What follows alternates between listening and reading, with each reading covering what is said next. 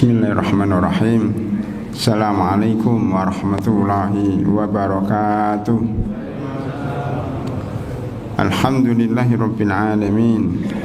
Wassalatu wassalamu ala asrafil anbiya'i wal mursalin wa ala alihi wa sahbihi wattabi'ina lahum bi ihsanin ila yaumiddin.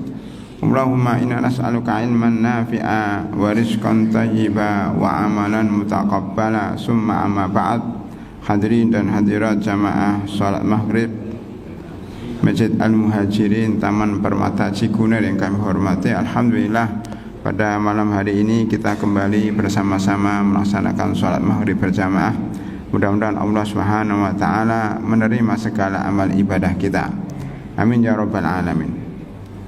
Hadirin dan hadirat, kita pada malam hari ini ingin bahas tentang biografi Abu Bakrah As-Saqafi.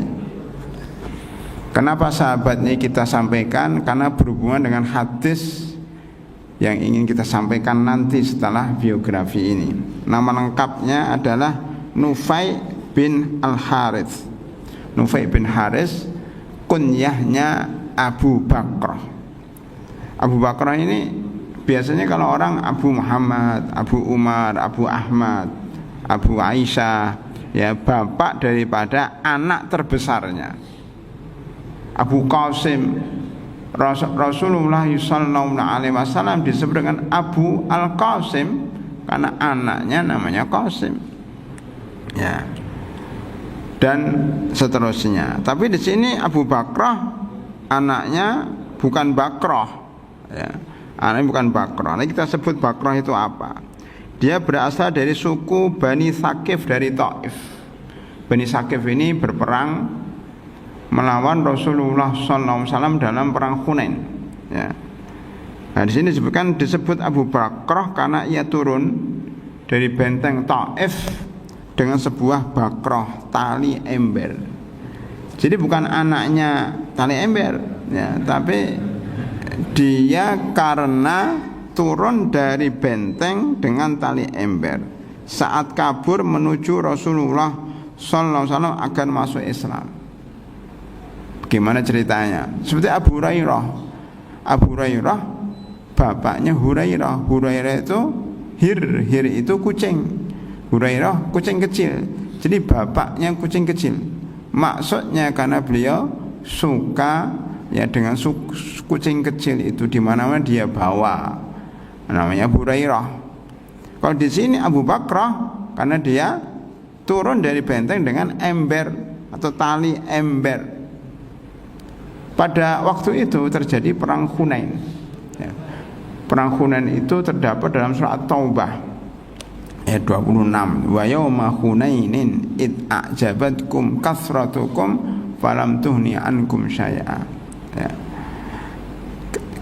Di hari Hunain, ingatlah di hari Hunain ketika kalian merasa takjub dan bangga dengan jumlah kalian yang begitu banyak.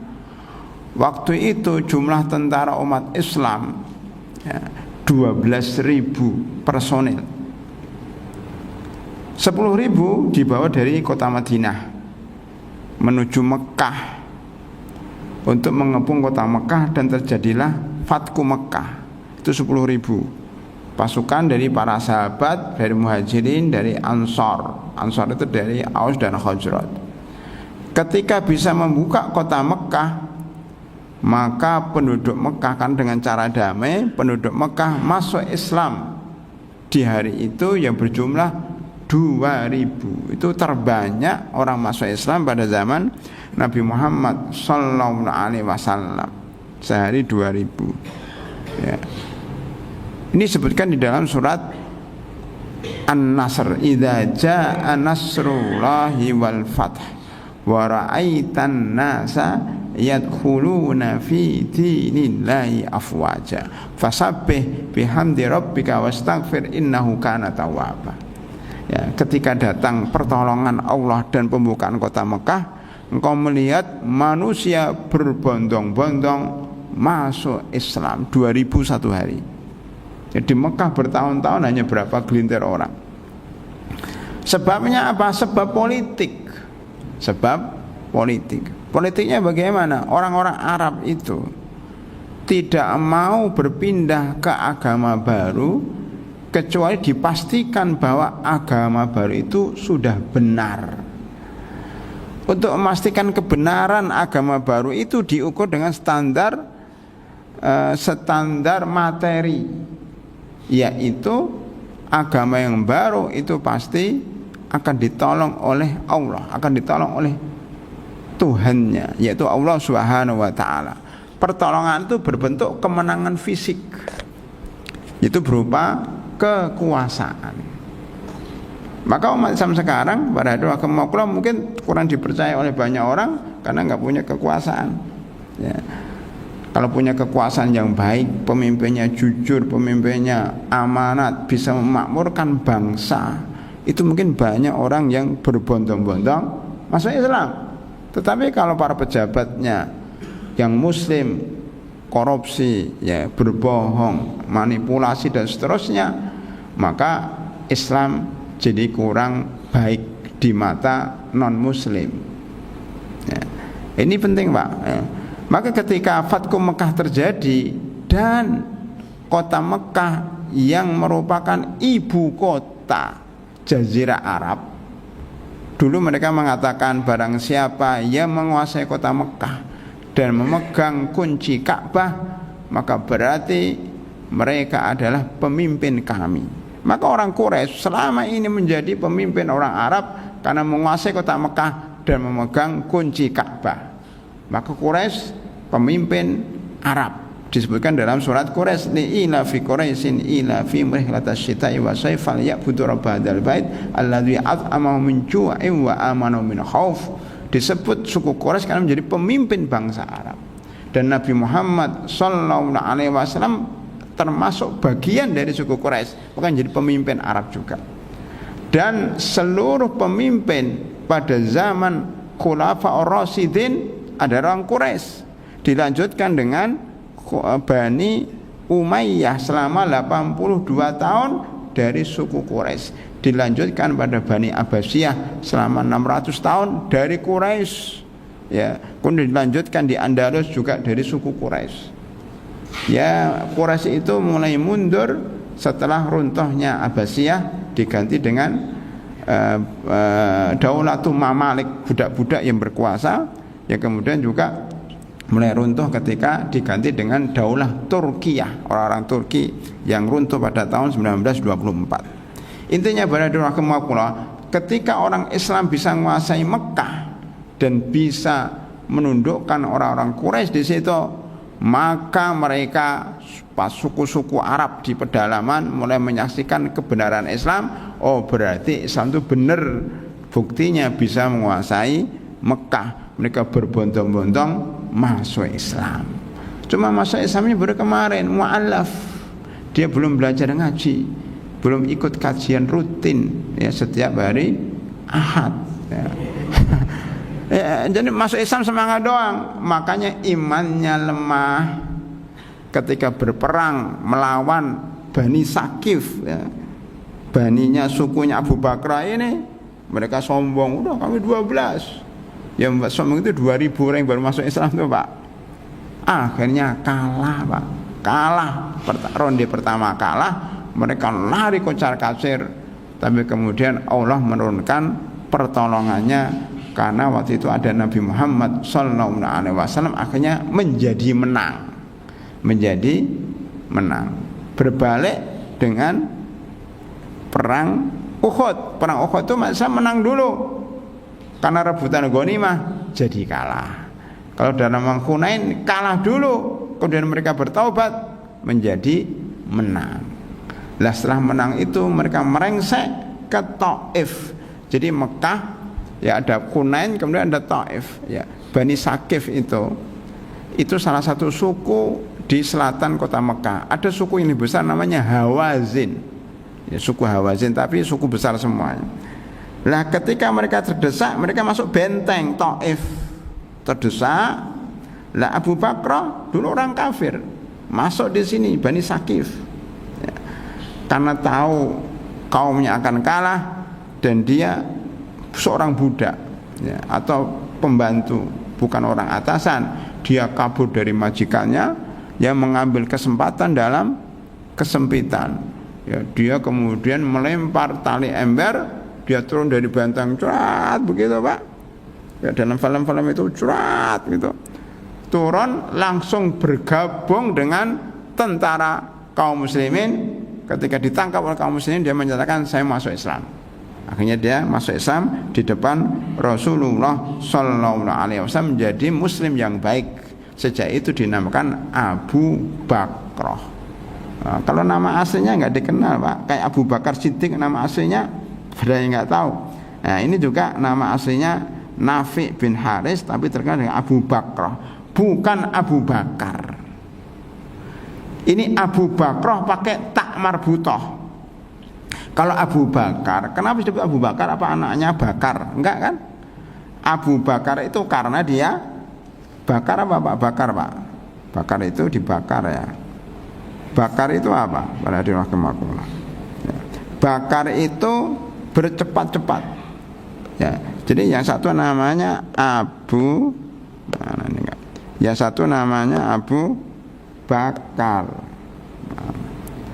Abu Bakar, kenapa nggak nyala? Abu, udah nggak usah pakai inilah. Nggak nyala. Jadi rahimakumullah. Yang satu Abu Bakar Bakrun itu karena Abu Bakar itu kalau apa-apa pertama kali, infak pertama kali, mengunjungi orang sakit pertama kali, bantu korban bencana pertama kali. Oleh karena itu disebut Abu Bakar. Termasuk masuk Islam pertama kali sebelum yang lainnya, disebut dengan Abu Bakar. Kalau Abu Bakrah pakai tak marbutah, berarti Abu tali ember. Beda, karena dia turun dari benteng dengan tali ember. Hadirin rahimakumullah. Kisah masuk Islam sudah saya sebutkan tadi. Ketika Taif dikepung pada tahun 8 Hijriah, perang Hunain, Abu Bakrah saat itu berada di benteng. Ia melarikan diri, turun memakai bakrah, lalu mendatangi Rasulullah Sallallahu Alaihi Wasallam. Karena beliau budak, dimerdekakan oleh Rasulullah, dia pun menjadi sahabat Nabi yang setia. Ya, beliau termasuk perawi hadis walaupun baru masuk Islam, termasuk perawi hadis yang terkenal. 132 hadis yang beliau riwayatkan. Di antaranya hadis-hadis penting. Pertama, hadis tentang larangan ikut fitnah. Fitnah antara Muawiyah dan Ali bin Abi Thalib. Ya, beliau meriwayatkan hadis itu. Yang kedua, hadis tentang tidak boleh seorang hakim memutus dalam keadaan marah. Itu termasuk hadisnya Abu Bakrah. Yang ketiga, hadis keutamaan pemimpin yang adil. Itu juga hadis riwayat Abu Bakrah. Ya. Perannya pada masa setelah Nabi tinggal di Basrah pada masa Umar bin Khattab, dijadikan pegawai karena dia cakap amanat. Pada masa Utsman bin Affan dan Ali bin Abi Thalib, dia tidak ikut berperang, tidak di barisan Ali bin Abi Thalib dan tidak pula di barisan Muawiyah, karena dianggap saudaranya semuanya. Dia nggak mau berperang, tidak mau mengunus pedang, dan dia termasuk yang menyendiri, termasuk di dalamnya Abdullah bin Umar dan beberapa sahabat tidak mau ikut konflik antara dua sahabat Muawiyah dan Ali bin Abi Thalib. Jadi rahimahullah wafat di Basrah pada tanggal 51 tahun 51 Hijriah. Ya. Itu meninggal dunia di Basrah. Hadirin rahimahullah, kita kepengen membacakan hadis dari beliau. Anil Hasan, ana Abu Bakrah jaa wa Rasulullah sallallahu alaihi wasallam raqiun faraka aduna saffi summa masa ila saff falamma qadan nabiyyu sallallahu alaihi wasallam salatahu faqala ayyukum alladhi raka'a duna saffi summa masa ila saff faqala Abu Bakrah ana faqala an-nabiyyu sallallahu alaihi wasallam zada qawla khirsan wa la ta'ud. Hadis sahih riwayat Abu Daud dan Ahmad, dan hadisnya aslinya di dalam Sahih Bukhari terjemahannya. Dan Al-Hasan maksudnya Hasan Al-Basri, karena dia di Basrah kan, punya murid namanya Hasan Basri. Ya, gurunya Abu Bakrah sahabat, Hasan Al-Basri itu tabi'in. Ya, Hasan Al-Basri. Sekarang banyak ya orang namanya Hasan Basri tapi lahirnya di Jati Asih. Ya, lahirnya di Taman Permata Cikunir, tapi namanya Hasan Basri. Itu kan enggak benar itu. Ada nama itu Hasan Basri, ada Suyuti. Saya itu punya teman namanya Suyuti. Suyuti itu orang yang lahir di Asyut, Mesir. Jadi Suyuti tapi lahirnya di mana? Ya, di Bogor, di Depok, Suyuti. An-Nawawi kan ada Imam Nawawi. Imam Nawawi itu ada di Palestina. Padahal dia lahirnya di Banten, Nawawi. Nah, itu kan sebenarnya salah kaprah, tapi nggak apa-apalah. Dia kepingin mengambil keberkahan para ulama. Jadi Hasan Basri meriwayatkan dari Abu Bakrah datang ke masjid sementara Rasulullah sallallahu alaihi wasallam menjadi imam, ya, sedang rukuk Allahu Akbar. Salat maghrib tadi rukuk Allahu Akbar, imamnya Abu Bakrah baru keluar dari tempat wudu. Masih di tangga situ. Berarti di luar masjid. Karena kepingin mengejar rakaat pertama supaya tidak terlambat, maka dia rukuk masih di tangga tempat wudu itu, Pak, yang belum jadi itu, ya, di situ. Lah karena rukuknya Rasulullah itu lama, maka beliau berjalan sambil buka pintu gitu, sambil rukuk jalan sampai shop yang terakhir di situ. Itu peristiwanya kayak gitu, Pak. Tidak ada sahabat yang jumlahnya 14.000 orang itu yang berbuat seperti ini kecuali Abu Bakrah. Maka terkenal banget nih, terkenal banget. Saya masih teringat pada tahun 93 saya sudah mendapatkan hadis ini di kota Madinah waktu saya belajar di Universitas Islam Madinah. Pak Eko belum masuk ke situ. Saya sudah dengar ini dan saya sangat terkesan sampai sekarang. Sudah berapa tahun tuh, Pak? Sudah 30 tahunan lebih. Masih terkesan sampai sekarang, ya. Abu Bakrah yang rukuk di luar masjid atau di luar shop, kemudian dia merangkak atau rukuk dengan berjalan weng gitu sampailah ke shaf, ya. Kemudian Nabi Muhammad sallallahu alaihi wasallam ketika selesai dari sholat, dia itu tahu, kata sebagian ulama, Rasulullah itu melihat belakang itu siapa tuh tahu. Iya, Pak, itu Rasulullah. Kita pun sekarang bisa, Pak, pakai CCTV. Imamnya depannya ada CCTV. Allahu Akbar, ada yang rukuk, kelihatan, Pak. Bisa sekarang, ya, pakai CCTV atau pakai spion. Ini siapa yang rukuk di belakang, yang buka pintu? Nggak usah pakai itu, Pak. Pakai di beberapa masjid itu temboknya itu mengkilap.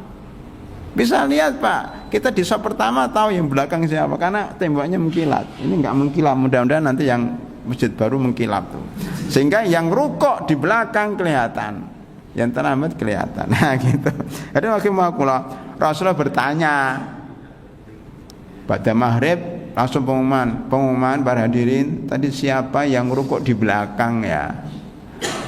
Karena merasa nih pasti Rasulullah tahu, daripada nanti ketahuan, mendingan saya ngakulah saya ya Rasulullah, ya. Siapa ya di antara kalian yang rukuk sebelum sampai ke shaf lalu berjalan masuk shaf? Abu Bakar makanan saya ya Rasulullah. Maka Nabi bersabda, lihat, ini penting banget nih, Pak. Saya masih terkesan banget 30 tahun yang lalu. Zadakaulau khirsan wala ta'ud. Bisa dihafal, Pak, bahasa Arabnya, yang artinya semoga Allah menambah semangatmu, ya, untuk sholat jamaah, untuk mengejar rakaat pertama, tetapi jangan engkau ulangi rukuk di belakang. Nah, ini penting, Pak. Itu orang-orang Arab kalau negur seseorang, termasuk negur mahasiswa, saya kadang-kadang ditegur oleh dosen saya, itu negurnya nggak langsung, kamu jangan begitu, nggak gitu, Pak. Dia biasanya muji dulu. Masya Allah, itu dari Indonesia ya, Masya Allah, orang itu baik-baik semuanya, gitu, Masya Allah. Nah, gitu, habis itu mesti ada maunya. Dia udah muji gitu, ada maunya. Tapi mohon maaf ya, ada satu yang saya ingatkan. Ah, begitu. Jadi muji dulu, baru dijatuhkan. Ya bukan dijatuhkan, diingatkan bahasanya itu. Jadi ini penting Pak, ini sunnah. Kalau ngeritik orang itu jangan dikritik semuanya Pak. Disebutkan kebaikannya apa, kekurangannya apa. Jadi seimbang. Ini akhlak ya. Walaupun kepada bawahannya, apalagi kepada atasannya, ya kan?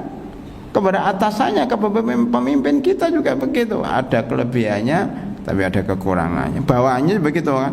Mudah-mudahan engkau ya Allah menambah semangatmu dalam sholat jamaah, tapi jangan diulangi rukuk di belakang tadi ya, seimbang. Baik, apa pelajarannya Pak? Ini saya rangkum ada 12 pelajaran. 1. Pelajaran fikih. Jika seseorang mendapati imam sedang rukuk ya, lalu ya rukuk sebelum masuk shaf, rukuk kayak tadi, kemudian masuk shaf atau ada orang lain ikut berdiri di sampingnya, maka ia mendapatkan rakaat. Bahkan kalau boleh lebih umum lagi, barang siapa terlambat sholat, imamnya baru rukuk, kemudian kita ikut rukuk, maka dianggap dia dapat 1 rakaat. Dan hadis disebutkan man adraka ruku'a faqad adraka rakaatan. Barang siapa yang mendapatkan rukuk bersama imam, maka dia mendapatkan 1 rakaat walaupun tidak membaca Al-Fatihah. Walaupun tidak mendengar imam membaca surat. Makanya Pak, nanti ini kelihatannya bertentangan dengan hadis man lam yaqra bi ummil kitab man lam yaqra la sholata liman lam yaqra bi fatihatil kitab. Tidak sah sholat jika tidak membaca Al-Fatihah atau belum baca Al-Fatihah. Dan Al-Fatihah termasuk rukun sholat menurut kesepakatan para ulama. Rukun sholat itu ada 18. Ya, pertama adalah niat, berdiri, kemudian takbiratul ihram, baca Al-Fatihah. Itu baru 4. Nanti ada 18 lagi ya. Oke, saya sampaikan sekarang sampai Isya ya. Enggak jadi cerita Abu Bakar. Kita pada Fatihah aja. Maksudnya pada doa kemakulah, berarti ini kan enggak baca Al-Fatihah, enggak sah dong sholatnya. Tidak, kan ini pengecualian. Ya, pengecualian berdasarkan hadis. Barang siapa yang mendapatkan imam rukuk, maka berarti dia dapat 1 rakaat. Dengan demikian hadis ini menguatkan pendapat Abu Hanifah, bukan mayoritas ulama, bukan mazhab Syafi'i. Abu Hanifah yang mengatakan bahwa kalau imamnya ya makmumnya ikut imam tidak baca Al-Fatihah, dia takbiratul ihram, kemudian mendengar imam membaca Al-Fatihah dan dia diam saja, itu dianggap sudah membaca Al-Fatihah. Karena ada hadis lain, barang siapa yang mempunyai imam, mangkana lahu imam faqiraatul imam lahu qiraah. Barang siapa yang mempunyai imam, maka bacaan imam itu termasuk bacaannya. Imam sudah mewakili Pak. Oleh karena itu orang yang datang sholat kemudian Allahu Akbar diam saja dengar imam baca Al-Fatihah, itu sudah dianggap baca Al-Fatihah. Kalau madhab lain, madhab Syafi'i tidak, dia mendengar Al-Fatihah, habis Al-Fatihah harus baca Al-Fatihah sendiri walaupun imamnya lagi baca surat. Jadi mengorbankan baca surat. Padahal dalam Quran disebutkan wa idza qara'tal qur'ana fastami'u lahu wa ansitu la'allakum turhamun. Jika dibacakan Al-Quran, wa idza quri'al Qur'anu fastami'u lahu wa ansitu la'allakum turhamun, jika dibacakan Al-Quran diam, dengar. Ini kalau dibacakan surat malah baca Al-Fatihah sendiri. Nah, ini jadi kan ribet nih Pak, dalil-dalilnya berseliweran. Oleh karena itu ada 2 madhab besar. Madhab pertama mengatakan tetap baca Al-Fatihah walaupun enggak dengar imam baca surat. Imamnya salah pun enggak paham karena dia lagi sibuk baca Al-Fatihah. Yang Abu Hanifah enggak, kalau orang baca Al-Fatihah dan baca surat diem aja dengar karena perintah Al-Quran. Dan ini dikuatkan dengan hadis ini. Oh, kalau rukuk saja belum baca Al-Fatihah dan enggak dengar aja sah. Apalagi dia datang dari awal, dengar dari awal, tentunya lebih sah. Terjadi dua perbedaan. Makanya jalan tengahnya bagaimana? Jalan tengahnya bagi yang mampu membaca Al-Fatihah sambil mendengar imam membaca, silahkan. Tapi bagi yang tidak mampu, kalau dia membaca mesti terganggu dengan bacaan imam, ya baiknya dia diem. Karena baca Al-Fatihah, alhamdulillah tadi apa lupa karena imamnya lagi baca juga. Ya, yang lebih berat lagi Pak, kalau imamnya membaca sesuatu yang kita hafal, fokusnya sudah terpecah. Maka inilah perbedaan ulama yang kita boleh ngambil pilihan. Mau milih ikut Abu Hanifah silakan, mau ikut Imam Syafi'i silakan, semuanya ada dalilnya. Ini termasuk yang menguatkan madzhab Abu Hanifah, rukuk tanpa Al-Fatihah sah. 2, hadis ini menunjukkan larangan mulai sholat sebelum masuk ke shaf, karena Nabi bersabda jangan diulangi. Jangan diulangi gitu aja. Para ulama mengatakan maksudnya jangan diulangi rukuk di belakang satu. Ada ulama kedua mengatakan apa? Jangan diulangi berjalan sambil rukuk. Penafsirannya ada 3 Pak. Penafsiran yang pertama, jangan diulangi rukuk di belakang sebelum masuk shaf. Pendapat kedua enggak, maksudnya bukan begitu. Maksudnya apa? Maksudnya jangan berjalan sambil rukuk. Yang ketiga, ini aneh lagi Pak, jangan diulangi sholatnya. Sholat Anda sudah sah, jangan diulangi sholat. Aneh-aneh ya pendapat itu ya. Tapi Rasulullah SAW mengatakan jangan diulangi rukuk di belakang shaf. Lah ada pendapat kedua juga kuat, tidak apa-apa rukuk di belakang shaf itu sah. Yang tidak boleh itu Anda berjalan sambil rukuk. Itu nanti kita bahas ya. Yang ketiga, Nabi Muhammad sallallahu alaihi wasallam melarang Abu Bakar tergesa-gesa menuju sholat. Nah ini pendapat kedua tadi ya. Karena sikap terburu-buru bertentangan dengan ketenangan dan kewibawaan dalam sholat. Dalam hadis disebutkan alaikum bis sakinah wal waqar. Ya, jika engkau mendengar qomat ya, maka berjalanlah ya dengan tenang, jangan terburu-buru. Bapak pernah nggak terburu-buru ngejar rakaat pertama, jualannya cepat banget. Kira-kira pas Allahu Akbar,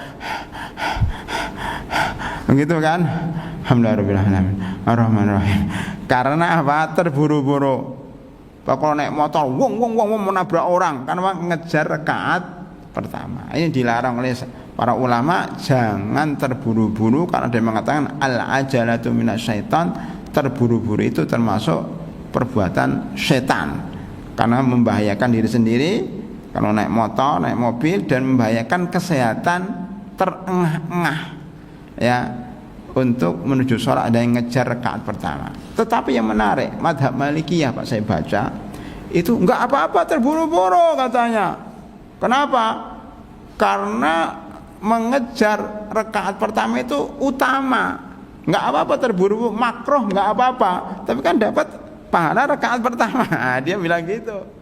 Jadi boleh terburu-buru menurut madzhab Malikiyah, tapi mungkin maksudnya terburu-buru yang terukur, ya ngebut yang terukur kan gitu. Jalannya pun terukur. Kan ada juga Pak jalan, karena dengar hadis jangan terburu-buru, dia qomat nyantai aja sambil ngobrol gimana kabarnya. Kan nggak boleh terburu-buru, nyantai kleler. Nah itu juga salah. Berarti digabung, tidak terburu tapi cepet jalannya, weng.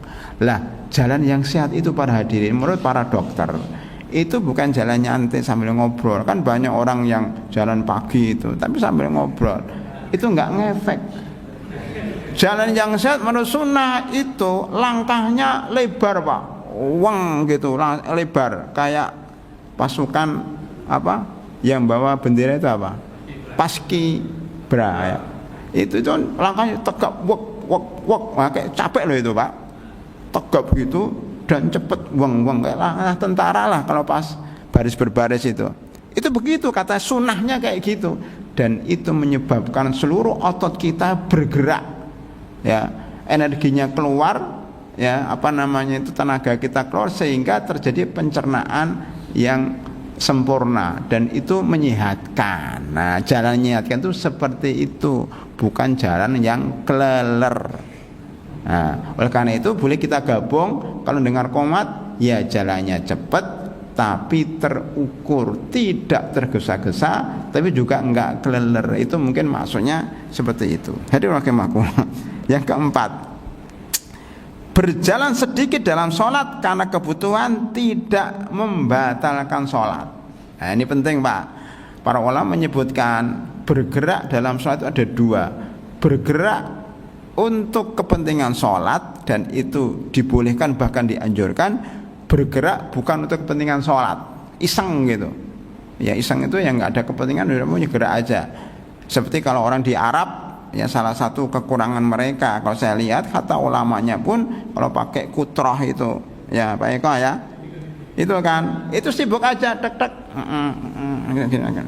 perbaiki terus. Kayak perempuan pakai jilbab, perbaiki, mau foto, perbaiki. Kalau kita pakai kopiah ini, perbaiki. Itu kan di luar sholat, ngapain diperbaiki terus? Sudah gitu aja apa adanya. Makanya itu enggak khusyuk Pak. Oleh karena itu tidak boleh bergerak atau bergerak banyak di luar kepentingan sholat. Kalau untuk kepentingan sholat boleh, kayak tadi, karena di luar shaf, dia masuk ke shaf. Itu cara jalannya selangkah berhenti, selangkah berhenti, selangkah berhenti. Kadang-kadang shopnya kosong Pak, banyak jamaah yang kalau shop kosong dibiarin, takut batal, itu salah. Kalau shop kosong, berjalanlah 2 langkah, 1 langkah berhenti, 2 langkah berikutnya. Kan ini kan cuma 2 langkah selesai Pak. Atau orang berbunyi HP-nya karena lupa matikan, dibiarin, itu salah. Nggak apa-apa, kita ngambil HP, matikan, habis itu sudah. Tapi yang ngambilnya nggak langsung dalam satu gerakan, ya. Maksudnya gerakannya harus satu-satu, maksudnya satu, megang dulu, diem, buka, diem, gitu kan, buka lagi, diem, baru matikan, tek. Ya, bukan buka gini, terus buka anunya dulu, passwordnya, terus baru matikan. Bahkan saya melihat sendiri Pak, di Masjidil Haram pas taraweh, orang Arab, anak-anak muda, itu ketika ada WA, ada telepon, dia ngangkat pas sholat tarawih itu Pak, di Masjidil Haram Pak. Itu ada telepon kan, langsung dia buka WA, dibilang maaf saya lagi sholat tarawih, matikan lagi, masuk. Parah itu Pak, batal sholatnya. Masuk sholat menjawab WA, maaf saya lagi sholat. Berarti orang yang pakai status dan sebagainya live ini lagi. Nah, itu nggak boleh Pak. Jadi yang dibolehkan itu berjalan sedikit, bergerak dikit untuk kemasyarakatan sholat. Yang kelima, seseorang mendapatkan rakaat apabila ia mendapatkan rukuk imam, karena Nabi menganggap Abu Bakar mendapatkan rakaat tersebut dan tidak menyuruh mengulangi sholat. Tidak menyuruh mengulangi sholat berarti itu menunjukkan sah sholatnya, dan boleh tapi makruh. Ya, ini ijma. Yang 6, ini menarik Pak. Sebagian ulama berdalil dari hadis ini tentang bolehnya orang sholat sendirian di belakang shaf. Loh, ini kan sendiri, Allahu Akbar, rukuk kan sendiri, nggak ada temennya. Berarti kalau dia nggak sah, sholatnya nggak sah.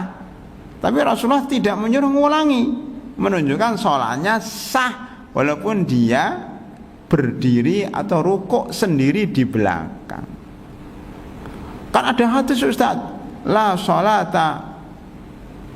sholata limun faridin, ini itu fis sholat, tidak sah sholat kalau shafnya sendiri. Para ulama mengatakan hadisnya dhaif, hadisnya dhaif. Ya, ada dalam Bulughul Maram juga ya kalau nggak salah ya. Hadisnya dhaif. Jadi hadis yang melarang atau mengatakan tidak sah shaf sendirian itu dhaif. Bertentangan dengan hadis Abu Bakrah. Saya mendengar, saya dulu 30 tahun yang lalu masih ingat. Ini dalil bahwa bolehnya orang di belakang shaf sendiri. Boleh itu bukan berarti diikutin, Pak. Boleh bisa juga makro. Makan jengkol boleh enggak? Makan jengkol boleh enggak? Boleh, tapi makro kan gitu. Jadi boleh itu bukan berarti sunnah. Makanya belakang duduk atau berdiri di shaf sendiri itu makruh hukumnya, Pak. Ya. Makanya kalau bisa kita ketika datang sudah penuh, sebaiknya kita bukan narik itu termasuk yang tidak dianjurkan, Pak. Bukan narik orang ya kalau orangnya ridho, kalau nggak ridho itu ada loh, Pak, ditarik. Saya capek-capek ngejar shaf, ditarik lagi mundur, dia nggak mau. Nggak ada dalilnya itu, Pak. Kebiasaan nggak bagus narik-narik orang. Saya sendiri pun kalau ditarik nggak mau. Ngapain narik-narik? Nggak ada itu, Pak.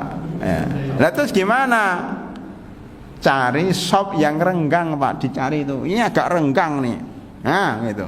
Dan drusop memang agak sebel dikit orang sampingnya. Itu langkah pertama. Langkah kedua, kalau direnggangkan pada nggak mau, ditarik nggak mau, kan? Direnggang pada nutup semua, terus gimana? Ya sudah usaha nggak bisa, sudah pasrah aja, sholat di belakang sendiri, insya Allah sah. Ya kenapa? Karena sudah pada nggak mau berikan tempat kan, nutup sendiri. Sambil mengharap mudah-mudahan ada yang terlambat lagi. Ternyata sampai salam nggak ada yang terlambat, ya sudah. Itu, Pak, ya. Jadi caranya seperti itu. Makanya dianggap kita termasuk yang mendukung Abu Bakrah ini boleh sholat sendiri di shaf di belakang kalau ada udzur. Kalau nggak ada udzur makruh, Pak. Makruh. Saya itu ada jamaah di tempat kami, itu jamaah mungkin nggak jelas ininya lagi error ya. Itu kalau sholat itu mesti sendiri, Pak. Sendiri. Karena dia tuh nggak pernah mandi, nggak pernah apa. Saya pernah sholat di belakang dia, di samping dia, ya Allah mau muntah. Ternyata sudah sebulan nggak mandi. Namanya lagi error, Pak. Tapi dia rajin ke masjid. Kalau ada dia saya jawab mesti. Itu, Pak. Kalau sholat di belakang sendiri kadang-kadang ini shafnya sana kosong, sebelah sana sendiri. Memang dia nggak waras ya. Tapi ya maksud saya itu nggak boleh kalau sengaja. Tapi kalau nggak sengaja, insya Allah boleh. Adzan dulu, nanti kita buka tanya jawab, insya Allah. Silakan, Pak. Baik, para hadirin rahimakumullah, ada pertanyaan dari jamaah masalah yang saya sampaikan tadi? Silakan, Pak.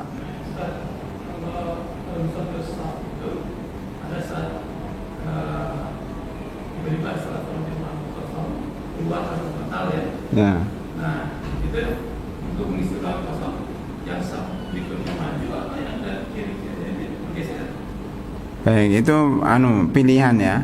Mungkin ada yang lain biar saya jawab sekalian. Udah jelas semua ya, insya Allah. Baik. Jadi itu teknis, Pak. Yang penting shaf itu diisi. Jangan sampai kosong. Ada seorang tokoh di Indonesia, Pak. Tokoh ini sudah lengser lah ya, tokoh ini. Tapi masih ada, kadang-kadang muncul. Dia sering guyon, tapi guyonnya itu kadang-kadang nggak benar, Pak. Ketika dikatakan sawu sufufakum fa inna taswiyatas saffi min tamamis shalah atau fa inna taswiyatas suffi min tamamis shalah, rapatkan dan luruskan shaf, maka shafnya lurus dan rapat. Dia mengatakan enggak lurus, enggak rapat juga enggak apa-apa. Lah kan nanti setan masuk, alhamdulillah malah ikut sholat sama kita. Ini kan guyon enggak benar, Pak.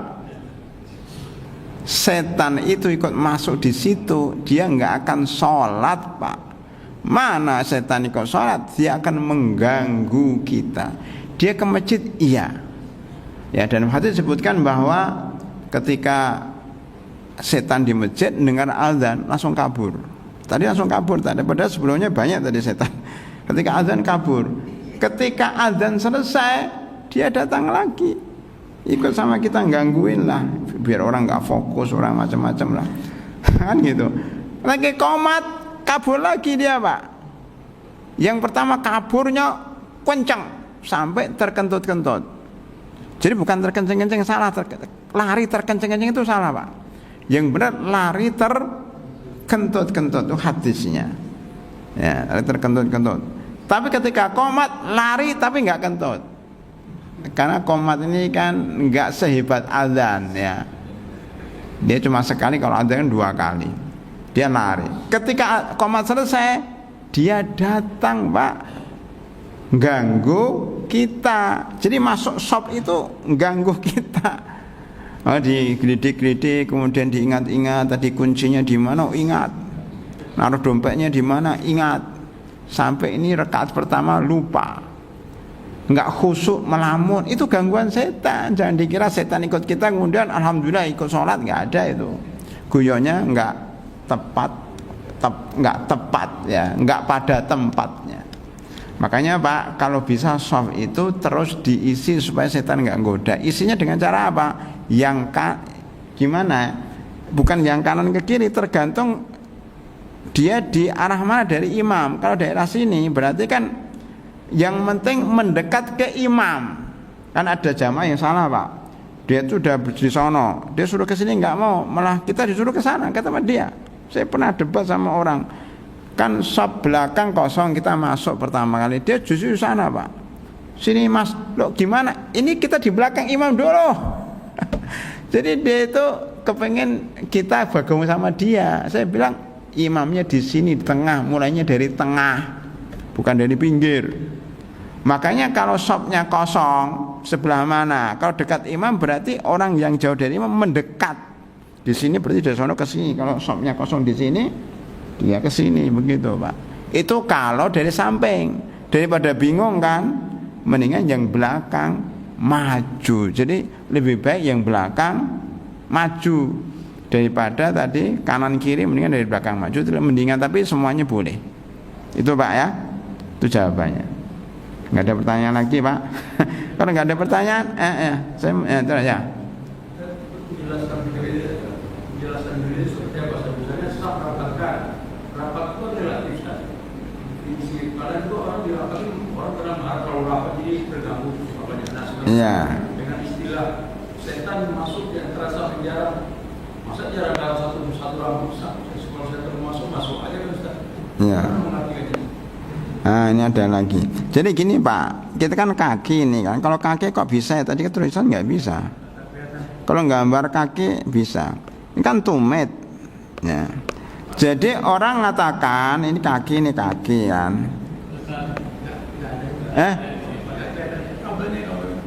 Oh, nggak bisa. Hang ya. Udah mau selesai juga, Pak. Oh, hang, udah lah. Sejak tadi hang ya, saya gerak-gerak nggak bisa ya. Oh, udah. Ya udah. Jadi begini, Pak. Udah mau selesai juga, nggak apa. Jadi gini, Pak. Ya bisa kan. Di dalam hadis memang sahabat mengatakan kami ini kalau merapakan soft itu tumit dengan tumit itu mana ini kan, tumit kan, kok tumit apa, mata kaki dengan mata kaki, apa namanya, al-ka'ab bil ka'ab ya, mata kaki dengan mata kaki ya.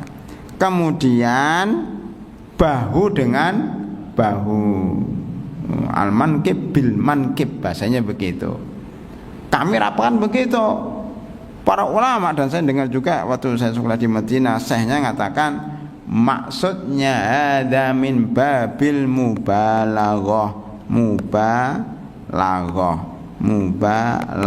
Mubalaghah itu dibesar-besarkan. Kalau dalam bahasa Indonesianya apa namanya mubalaghah itu?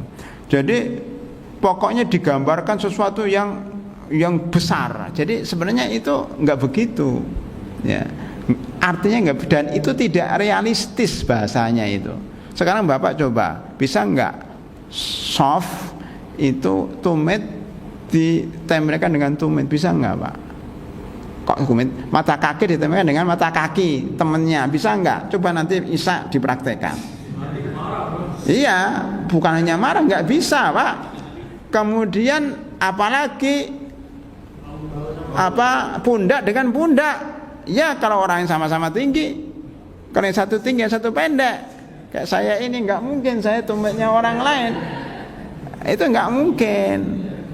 Maka dalam memahami hadis jangan letterlek Pak. Ya, maka para ulama hadis mengatakan itu mimbabil mubalaghah kok, anjuran. Bukan berarti harus begitu. Oleh karena itu ketika merapatkan soft itu ya sekedarnya, sesuaikan dengan kapasitas tubuh kita, tempat kita. Ada loh Pak orang yang orangnya besar gede tapi malah justru kakinya rapet gini, jadi orang sampingnya harus miring gitu. Ada yang orangnya kurus tapi kakinya panjang lebar, ya kan, ini kan nggak pas banget. Secara etika juga nggak pas, secara pandangan juga nggak indah Pak. Maka paling baik itu sholat itu sesuaikan dengan pundak kita, postur kita ya sudah begitu. Maka sholat itu sebenarnya Pak menarik itu begini Pak, ini kan tubuh kita, ini pundak kita, yaudah tangan segini, kakinya segini sesuai dengan pundaknya, itu Pak.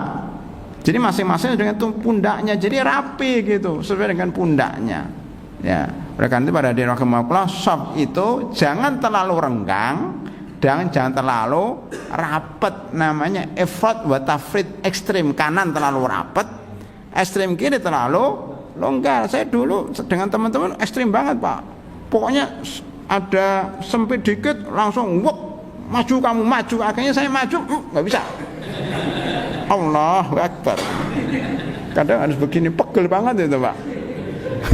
Ini kan ekstrim, maunya nyunah malah menghilangkan kekhusyuan.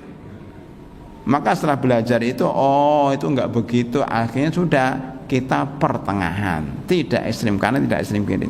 Karena kalau kita zaman sekarang kan banyak yang ekstrim kiri, soknya renggang itu, bahkan masing-masing bawa sajadahnya nggak boleh diinjak.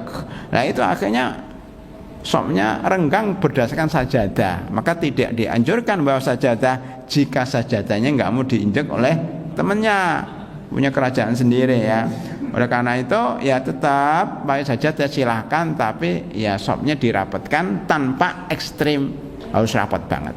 Itu Pak anunya, standarnya ngikutin kebiasaan setempat dan ngikuti kenyamanan kita sholat. Karena yang paling penting sholat itu khusyuknya, bukan rapatnya. Jadi para hadirin rahimakumullah, ada berapa teman yang terlalu semangat dalam sisi ini, sholatnya itu hanya ngurusin kaki orang. Allahu Akbar, nanti dia nggeser kakinya gitu, lihat kakinya orang digeserkan kakinya ke orang itu.